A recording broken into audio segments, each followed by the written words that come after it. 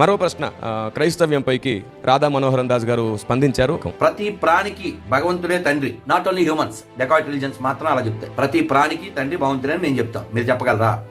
Number 3, ప్రతి ప్రాణిలోనూ భగవంతుడు ఉన్నాడు మేము చెప్తాం అకార్డింగ్ భగవద్గీత, మీరు చెప్పగలరా? మేము కూడా అదే అంటాం సార్. కాకపోతే అందులో ఉద్దేశాలు కొంత ప్రత్యేకమైనవి, కొంత ఆలోచనతో కూడినవి, కొంత జ్ఞానంతో కూడిన వాటిని మేము నమ్ముతున్నాం. ఏమిటంటేనండి, ప్రతి ప్రాణికి ఆ భగవంతుడే దేవుడు, అందులో కాదనడానికి వీలే లేదు. సమస్తాన్ని సృష్టించింది ఆయనే, తొలుత ఉన్నవాడు ఆయనే, సమస్తాన్ని సృజించిన వాడు ఆయనే, కాబట్టి అన్నిటికీ దేవుడు ఆయనే.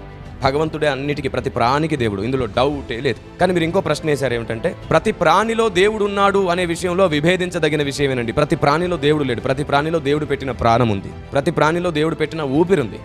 ఆయనలోని ప్రాణమును వాటిలో పెట్టాడు, కానీ ఆయనే వాటిలో లేడు. ఈ లాజిక్ని మర్చిపోకండి దయచేసి. ఇది దేవుని గురించి మాకున్న అవగాహన. కానీ జంతువులలో కూడా దేవుడు ఉన్నాడని ఎప్పటికీ మీరు అంగీకరించకండి. పురాణాల రీత్యా మీరు అంగీకరిస్తారేమో కానీ వేదాలు అయితే అంగీకరించవు.